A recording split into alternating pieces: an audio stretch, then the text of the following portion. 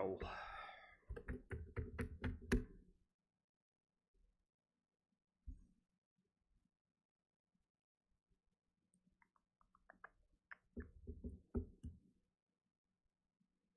All right, we're on YouTube.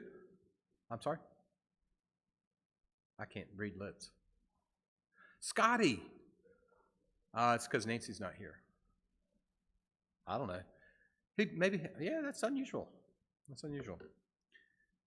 Anyway, we're here. Glad you are. Glad anybody that's watching is here as well.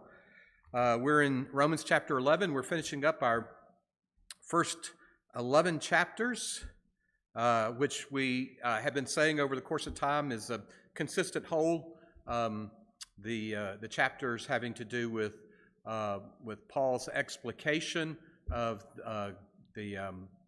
salvation by faith, righteousness through grace, through faith, and Paul goes into it for 11 chapters. What will be nice when we get to next week and we start talking about chapter 12 is you're going to get back to good old-fashioned preaching. Paul's going to tell you things and tell you what you ought to do and how you ought to do it. It'll be very practical. It'll be a very different kind of look, and that's the rest of Romans. So you've endured 11 chapters of theology, and then you'll have, 4 chapters of exhortation, practical exhortation. So that's nice. Chapter 11 actually sums up chapters 9 and 10, which are not the clearest parts of all this teaching. But chapter 11 brings it all together pretty nicely. If you weren't here last time, chapter 10 is available on the back row over there, and you can take that or any of the other sessions if you missed one and would like to have that. But we're looking at chapter 11, and again, this is Paul pulling together everything he's been talking about chapters 9 and 10. The overall chapters 9 through 11 are dealing with Israel's place in salvation at this point. Paul's been arguing for the previous chapters, previous 8 chapters. He's been arguing that the law of Moses was of no value, that that's not how you become righteous with God, that you become righteous with God through faith, that what God had been doing through Israel, that Israel thought was unique and made it, above everybody else in the world.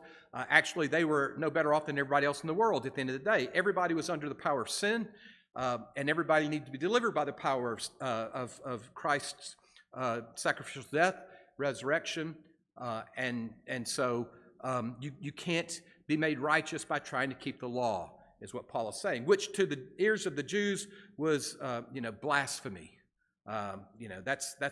They were the people of law, and they took great pride in it. And so what Paul was saying upset them desperately, and that's one reason why Paul goes into so much depth with all of this. He knows that this is his chance to kind of tease all this stuff out, so that not just the primarily Gentile believers in Rome, but also the Jewish believers and Jews who were listening in and who were always criticizing him, they would have their own concerns addressed by what he's talking about here as well. So he's been doing that through the first 8 chapters, talking about the weakness of the law, how it can't deliver us, how it was meant to point us to our need for Christ, our need for a greater salvation than the law.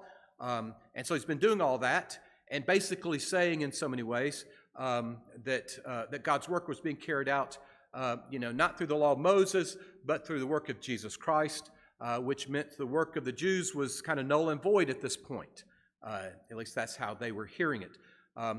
And all of this is under the fact that the Jewish world officially had rejected Jesus. He was not the Messiah, he was a blasphemer. He was, his death on the cross was a sign of God's cursing of him, not of God's exaltation of him. So how is it that Jesus can be the way? Paul says he is the way, which means that Moses isn't the way. So the Jews have rejected Jesus, and that means that their part in God's work of salvation has changed. Getting up to producing the Messiah, all well and good, but from that point where they rejected the Messiah, then they had taken themselves out of God's work of salvation in the world. And now the church was carrying the flag. They had basically inadvertently passed on the flag to the church. And so how do we make sense of this? Does Israel's rejection of Jesus mean that God has rejected Israel? And how can that be true? Because God promised that he would save all the world through Israel. So these are the questions that are that underlie all this. Chapters 9 through 11 probe these questions. Chapter 11 pulls everything together. So let's take a look at chapter 11. Basically, in chapter 11, what Paul's been saying in chapters 9 and 10, he brings to the fore here.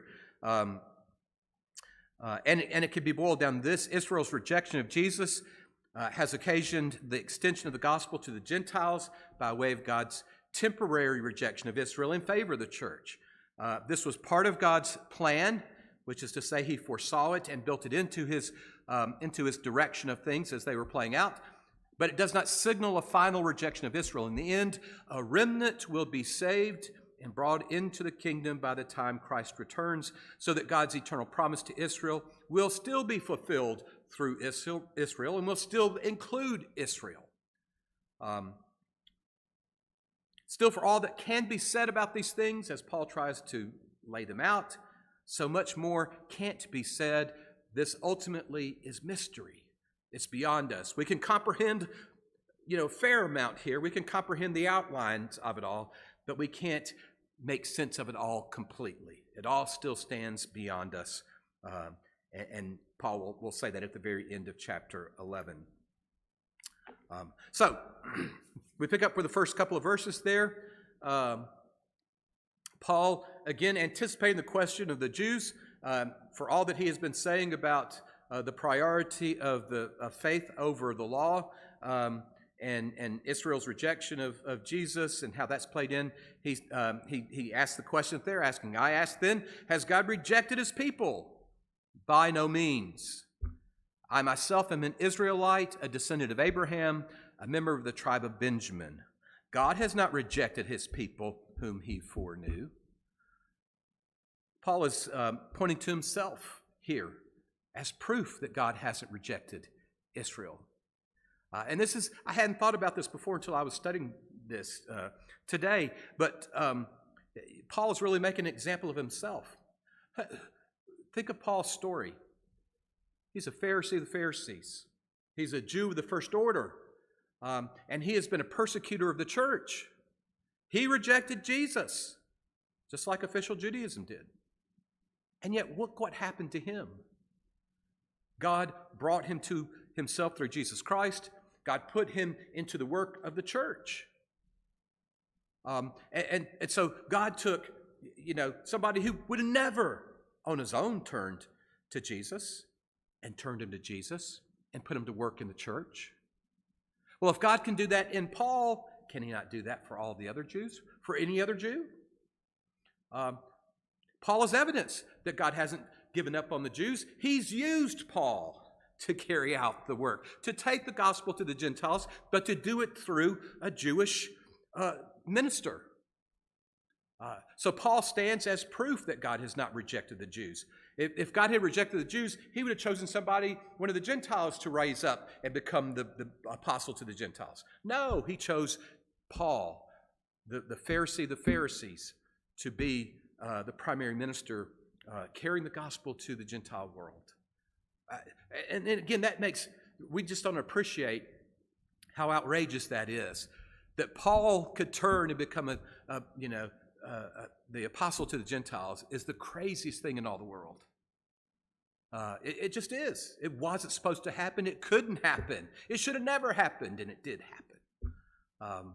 And so Paul himself is an example that God has not rejected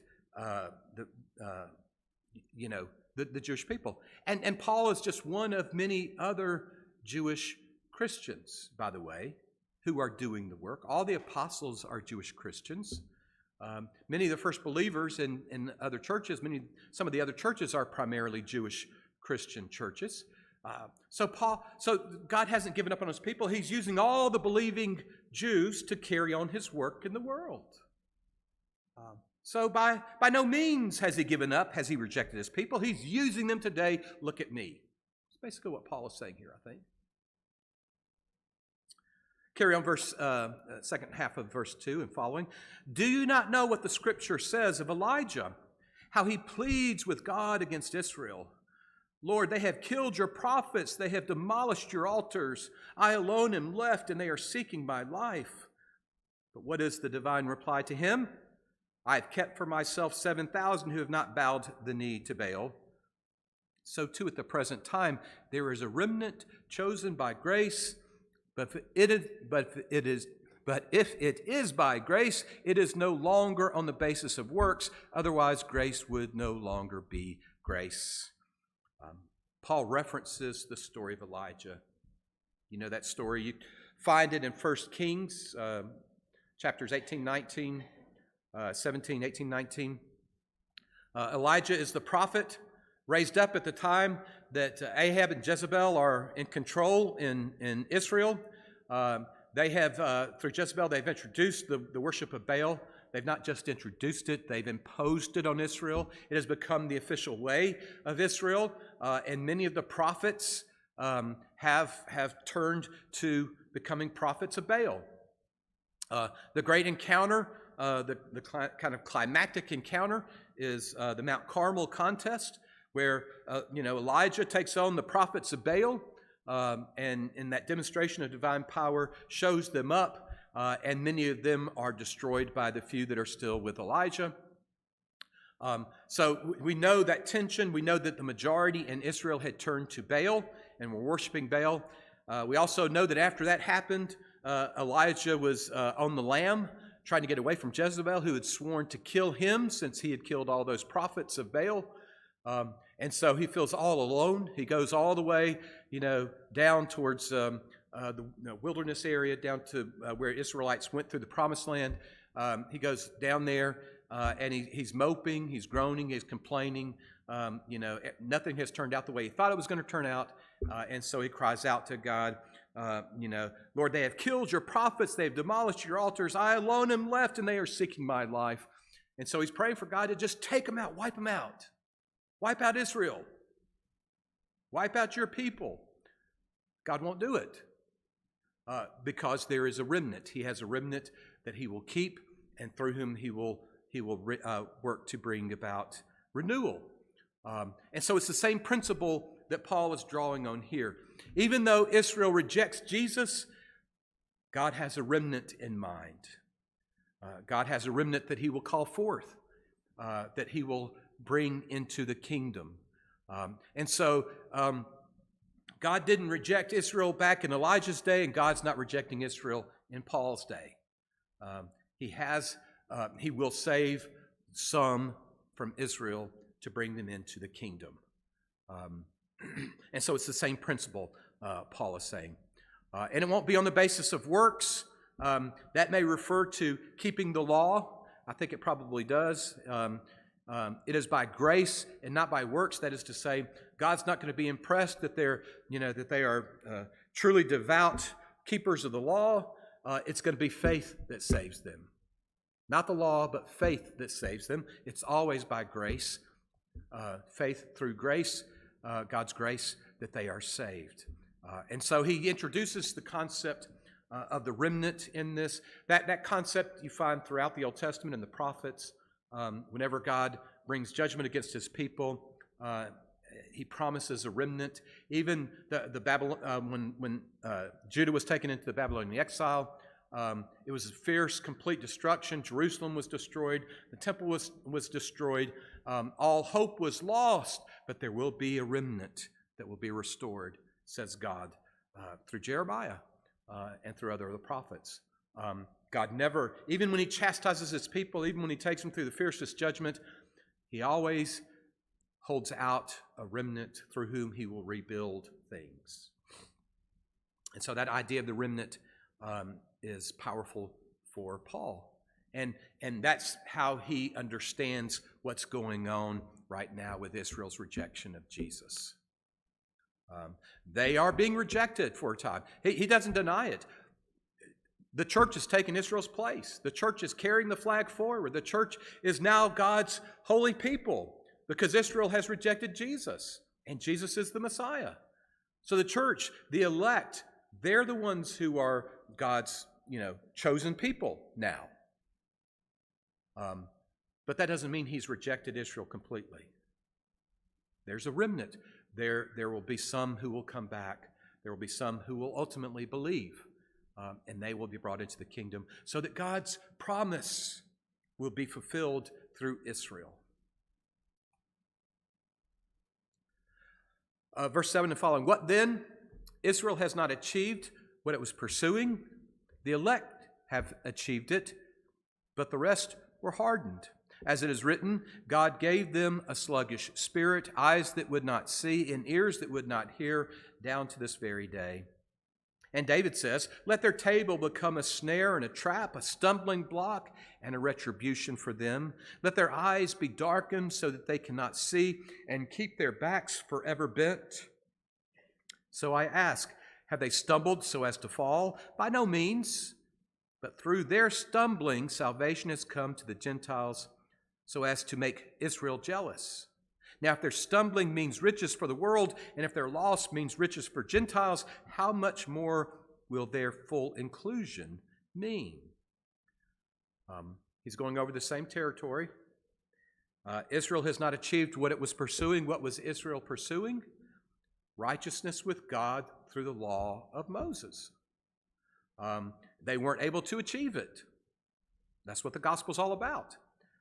The elect have achieved it. The elect meaning those believing Jews, but more so the Gentiles, the church of Jesus Christ, those who have believed in Jesus Christ, they have achieved righteousness with God through faith. But the Jews became hardened. And Paul quotes here a couple of passages from the Old Testament that speak about God's hardening of his people, about God's keeping them in their darkness in order to fulfill his purposes. Let's stop here and say again what we've said before on this subject. We talked about it in chapter 9. This idea of God's hardening his people. We kind of wrestled with it when we talked about chapter 9. A lot of people, this is one of the big debates, especially when you start talking about Calvinism and God's predestination and God's making some who are going to be saved and some who aren't going to be saved, and doing all his work through them. Hard verses to wrestle with, hard thinking to engage in. As I said to you then, and I say to you again, we shouldn't push it hard and fast literally. To me, the way that I make sense of it,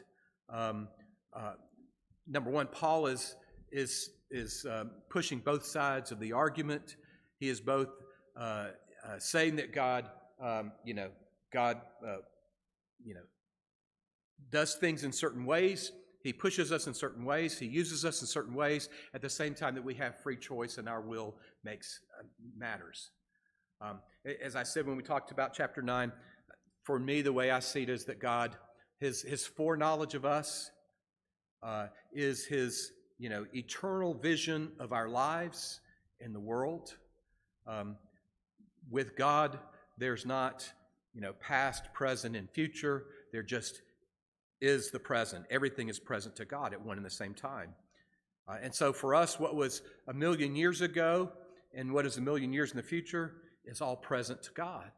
He doesn't live in the time continuum that we do. And so God sees everything all at once. And he knows in his perfect vision of things how people will respond. And he uses his knowledge of their response to carry out his work. And so in the Old Testament, when he talks about hardening Pharaoh's heart, the way I hear that is that God knows Pharaoh's heart. He knows, he's foreseen that his that he rejects God, and he knows how Pharaoh will act. And so he uses Pharaoh's actions, he uses Pharaoh's hardened heart to carry out his purposes. So it's the same thing here. God knew that the Jews would reject Jesus. He knew that the massive Jews would reject Jesus. They would harden their hearts to Jesus. Jesus encountered that. Read the Gospels. Time and again, the Jews, who see him do miracles and hear him teach, they won't even give him a chance. They are dead set against believing in him. And so God uses their hardness of heart against Jesus to bring the Gentiles into the kingdom. The gospel, doesn't go to the Jews. It spreads through the Gentile world. It's extended to the Gentile world. And so the Gentile world takes prominence in the gospel ministry for the time being, because God used Israel's hardness of heart to carry that out. And so in verse 11, he comes back and says, "So I ask, have they stumbled so as to fall?" That is, have they stumbled so much? I mean, obviously they've rejected Jesus and they have stumbled in their rejection. Does that mean that they have stumbled so much as to be completely rejected by God? By no means.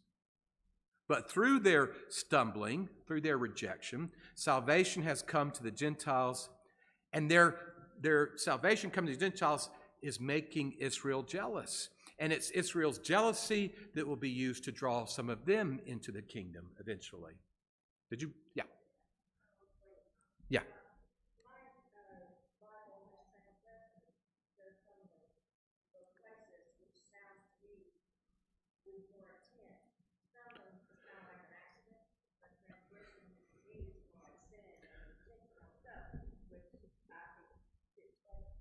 And that actually comports to what we talked about last week in chapter 10.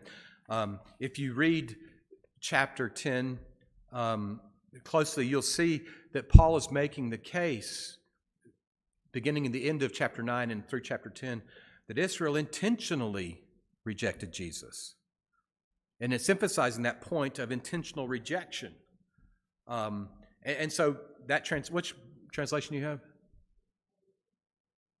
Is it?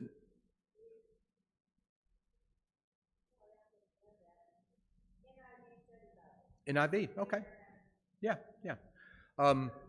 That's an interesting connection, and it would go well with what the emphasis that Paul has made. He makes no bones about it. Even as he says in chapters 9 and 10, both of those chapters, he said, "It kills me that my people have rejected Jesus." But they have rejected Jesus. And so he drives home that point. And he drives it home, if we have time, we'll come back in an interesting way in chapter 10 as well. We'll come back to it if we have time after we've gone through the remainder of chapter 11. But that's a good point. Yes, make no bones about it, and Paul doesn't. This is not just an accident. This is intention. And again, God uses Israel's hardened heart to do that. And so the scripture will talk about God hardening their hearts, but really it's God using their hardened hearts, I think, more so.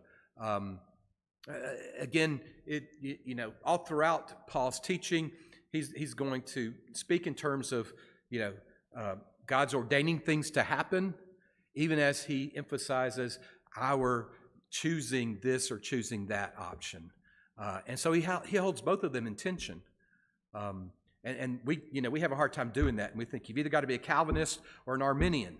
And Paul would say, no, it's both.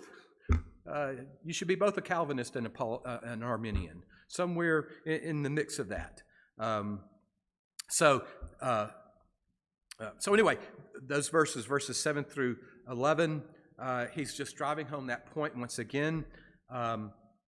Israel has not been rejected completely, but Israel's rejection of Jesus has been used to draw the Gentiles into the church, and God will turn that even around and use it to draw Israel to himself. Israel's jealousy of what God has done through the church will be used to draw Israel, some, into the kingdom. Again, just to reiterate the point I just made, in verse 5 where he talks about there is a remnant chosen by grace, that sounds like God has already handpicked all those who will be saved, all the Jews at the end of time. But elsewhere he'll talk in much more less obvious, less direct sorts of terms. He'll talk about some will turn, some will believe. And so he uses that language loosely. He uses it in both senses. God chooses, but they choose. And so it's never, it's never one or the other. It's always both and. That's what I think. Okay, verse 13. Paul has been talking in general to a Jewish and Gentile audience, taking into account the Jewish resistance and the critique that's been made against his teaching. Now he's going to turn directly to the Gentiles, and he's doing it for a very good reason. He's afraid he's puffing up the Gentile believers. And this is Israel's classic blunder. Israel thought that because she was God's chosen people, elect nation, holy possession, that she could coast. We're Abraham's children. This was the whole thing when Jeremiah was trying to get Judah to turn from its sin, and telling them that God was going to bring down Jerusalem and bring down the temple. And they were like, no, he would never do that. That's his holy city. We're his holy people. He's never going to let trouble come our way. The Israelites got puffed up. They thought they were something pretty big because they were God's people. And Paul is anxious that the Gentiles, hearing all this stuff, are now going to get puffed up by it and think, well, we're pretty good. God pushed the Jews to the side, and we're the kings. And Paul is coming in here saying that's not the case. He deliberately, verse 13, now I'm speaking to you Gentiles. He's you guys listen up. You Gentile believers in the church, listen up. Inasmuch as I am an apostle to the Gentiles, I celebrate my ministry in order to make my own people jealous and thus save some of them. You hear what Paul is saying there. He's apostle to the Gentiles, and he's rejoiced in being able to bring the Gentiles in, but he's also rejoicing in the fact that he can use the ministry to the Gentiles to make his fellow Jews jealous, so that maybe they will come into the kingdom. He sees how God can use it in both directions, how God can turn it around and will turn it around at the end to do that. Verse 15, for if their rejection is the reconciliation of the world, that is, if through their rejection all the world is being reconciled unto God through the gospel, what will their acceptance be but life from the dead? It's a great phrase there. They have rejected Jesus, and so they have put themselves, basically in the grave, spiritually speaking. In addition to the world being reconciled to God through the gospel, if the Jews becoming jealous of what God has done through the church just turn to the gospel themselves and embrace it, then it will be as if they were being raised from the dead. If the part of the dough offered as first fruits is holy, then the whole batch is holy. And if the root is holy, then the branches also are holy. But if some of the branches were broken off, and you, a wild olive shoot, were grafted among the others to share the rich root of the olive tree, do not boast over the branches. If you do boast, remember, you do not support the root, but the root supports you. You will say, branches were broken off so that I might be grafted in. That is true. They were broken off on account of unbelief, but you stand on account of belief. So do not become arrogant, but be afraid. For if God did not spare the natural branches, neither will he spare you. Note then the kindness and the severity of God. Severity towards those who have fallen, but God's kindness towards you if you continue in his kindness. Otherwise, you will be cut off. Once saved, always saved, right? And even those of Israel, if they do not continue in unbelief, will be grafted in, for God has the power to graft them in again. For if you have been cut off from what is by nature a wild olive tree and grafted, contrary to nature, into a cultivated olive tree, how much more will these natural branches be grafted back into their own olive tree? You hear what Paul is saying? It's clear as day. You didn't get in because you were anything special. They got cut off because of their unbelief. You got grafted in because of your belief. Don't think for a second that God won't break off your branches if you don't continue in the way of God. For if God did not spare the natural branches, the people of Israel, neither will he spare you.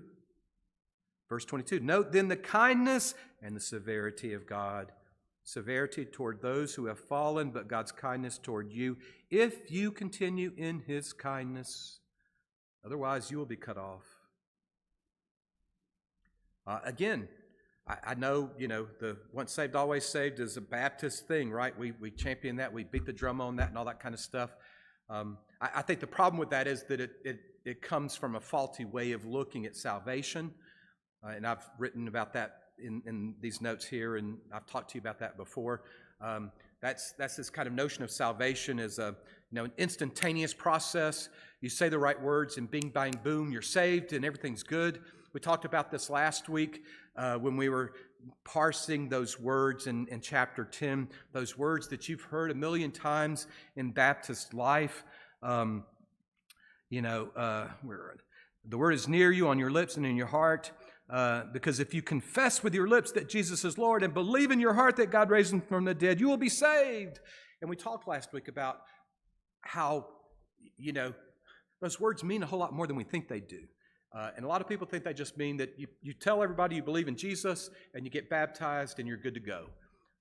And we talked about how that's not necessarily the case.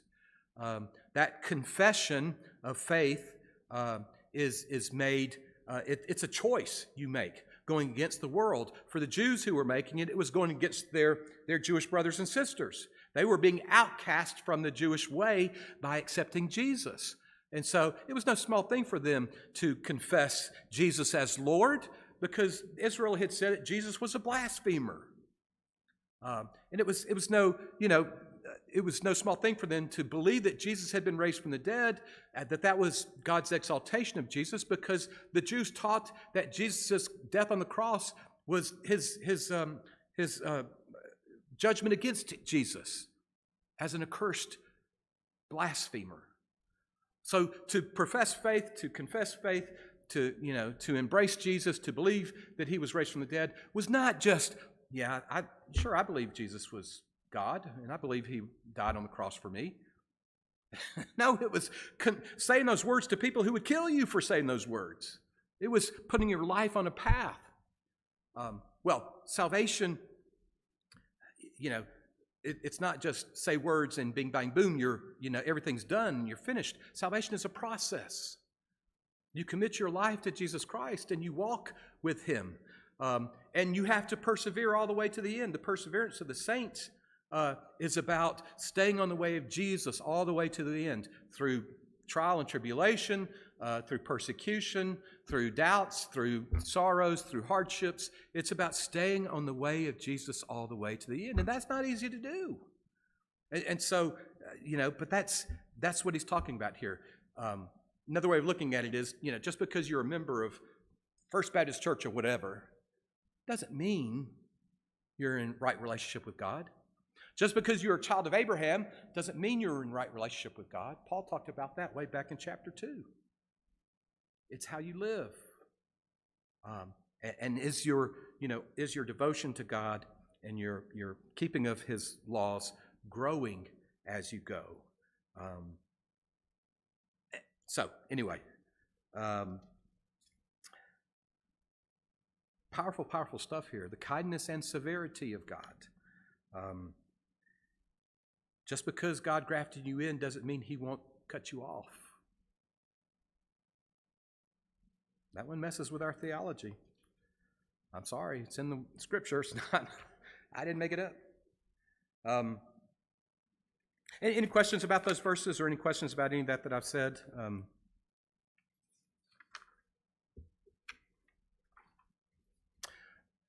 Verse 25 and following, Paul's kind of covering the same ground, but expanding on it. I want you to understand this mystery, brothers and sisters, this mystery that he's been talking about, so that you may not claim to be wiser than you are. A hardening has come upon part of Israel. Notice how he's kind of changed it now. It's not just Israel, it's part of Israel. Until the full number of Gentiles has come in. Here we're back to that kind of predestination talk. There's this full number of Gentiles that God is going to choose to bring in. Again, don't push that literally. And in this way, all Israel will be saved. What does all Israel mean here? That's a term that has been debated a lot. Is it just referring to the Jewish believers who are to be saved, or does it refer to the Gentile and Jewish believers who are to be saved? And what does the full number of Gentiles really mean? It just means that all who will be saved, all who will, confess Christ and embrace Him and live for Him, all, whether they are Jews or Gentiles, when the fullness of that number, when that is over, when that is done, when that is completed, then all Israel will have been saved. Because the fact of the matter is that when we come to faith in Christ, we become part of Israel. We're grafted into the tree. The root is Israel, and we're grafted into the tree. So we're part of the story, and we're part of Israel. Out of Zion will come the deliverer, Jesus. He will banish ungodliness from Jacob, and this is my covenant with them when I take away their sins. Paul is referencing more Old Testament scripture here to talk about how all Israel will be saved. It's through Jesus Christ that all Israel will be saved. All Israel, again, including all those who believe, who are made righteous with God by belief. Talking about the Jews again, verse 28. As regards the gospel, they are enemies for your sake. But as regards election, they are beloved for the sake of their ancestors. For the gifts and the calling of God are irrevocable. Just as you were once disobedient to God, but have now received mercy because of their disobedience, so also have they now been disobedient, in order that by the mercy shown to you, they also may now receive mercy. For God has imprisoned all in disobedience, so that He may be merciful to all. Paul seems to be saying here that, even Israel's rejection is part of its calling to be His people. Again, the foreknowledge of God, seeing all things and understanding what was going to take place, and putting all those things to work and bringing about the gospel ministry to all the world. He foresaw Israel's rejection, and He made it part of the plan. He made it part of the work of the gospel going to all the world. His intention from the start, remember, with Abraham, all the nations will be blessed through you. God always intended for the Gentiles to be included in His blessing. Israel was a people given to the world to draw all the world to Himself. And so that was always the intention. It took place as Israel rejected Jesus, as they were disobedient to God's call upon their lives through Jesus. And so when that happened, then the Gentiles got to receive the gospel and had it got brought into the kingdom. But so too will God, turn that around through the jealousy that promotes among Israel. They will come and embrace the gospel. They will be included in the harvest, and they will be made part of the kingdom as well. And so really, Israel's rejection was part of God's work. Part of God's calling upon them, His election of them, through whom His divine purposes would be achieved. And that calling is irrevocable. Paul is saying, again, in a new way, God's call upon Israel has not been forsaken. It's not been lifted. It's not been changed. It still applies to Israel, but Israel now includes not just the Jews, but the Gentiles as well. And so it is all playing out as God had intended from the start, but it's playing out in a way that nobody could have figured out from the beginning. It is a mystery. All of this is a mystery, even though Paul, tries to paint, flesh out a lot of it and help us see and understand it. He acknowledges at the end that it's beyond our ability to comprehend fully, completely. Perhaps we've even just scratched the surface of things here. And that's what Paul talks about in those remaining verses. Oh, the depth of the riches and wisdom and knowledge of God. How unsearchable are his judgments and how inscrutable his ways. Then he quotes from the Old Testament, for who has known the mind of the Lord, or who has been his counselor, or who has given him a gift, who has given a gift to him to receive a gift in return? For from him and through him and to him are all things. To him be the glory forever. Amen. Paul turns the last words of this passage are words of doxology, words of praise. We can't understand it. We can't make sense of it all. We can see it, through a glass darkly, as Paul says in 1 Corinthians 11. We can see it, but we can't understand it completely. But what we can see is enough to know what God's plans and purposes are all about, and how he is using all these things that don't make sense to us to do his mighty work in the world. His work in the world, of course, is simply to save all the world, to bring all the world to himself so that all the world can live in perfect communion with him and with all creation. Any questions about any of those things? Dave?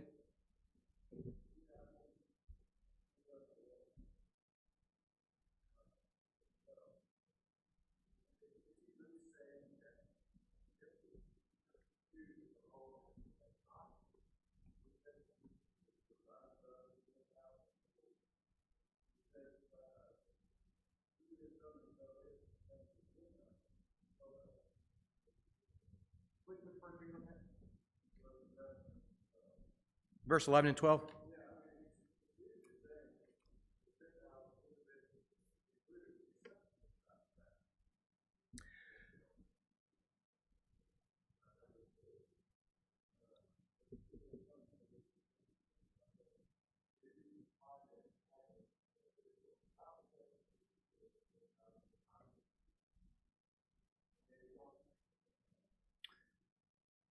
I think he is saying that. I think he is saying that's... Now, again, you see so far, and what you can see is this. And the way he makes sense of it is that if Israel hadn't rejected Jesus, then the gospel wouldn't have been taken to the Gentile world. For whatever reason, we can't tease it all out. But remember, Paul is the very one through whom God is working to bring the Gentiles into the kingdom. And so he's reasoning from his own Jewish mind, and how these things, how these things work. The very plain fact of the matter is that if the church had just thought to go to the Jewish world, and the Jewish world had rejected Jesus, then it wouldn't have gone to the Gentiles. I mean, it might have trickled out a little bit.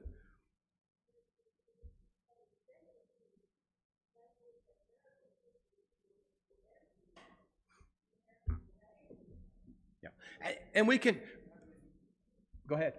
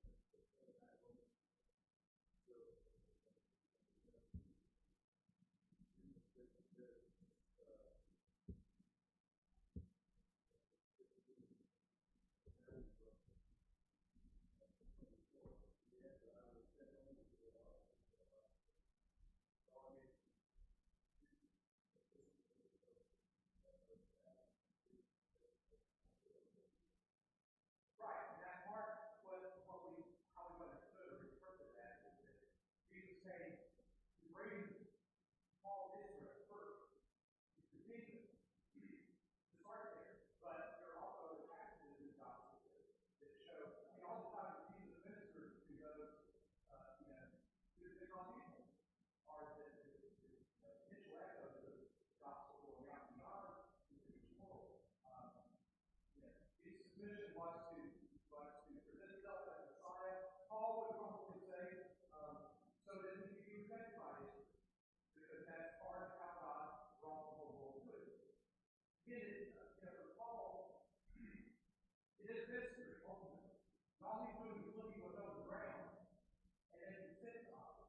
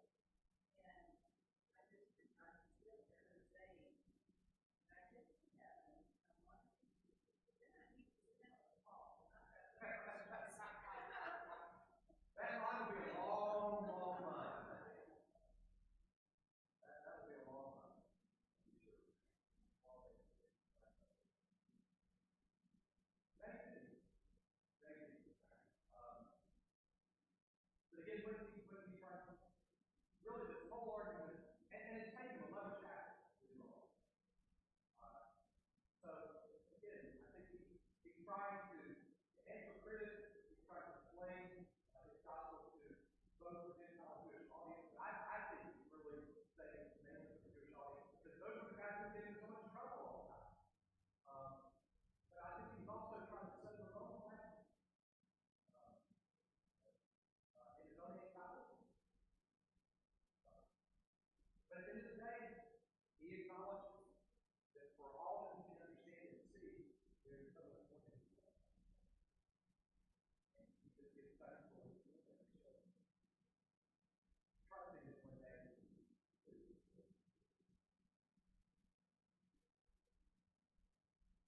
Any other thoughts or questions? I couldn't hear you. I didn't mean to come down like I'm some big thing come down on your level, but I couldn't hear this air conditioning going on in the background. I can't hear as well. All right, go home. Happy Memorial Day.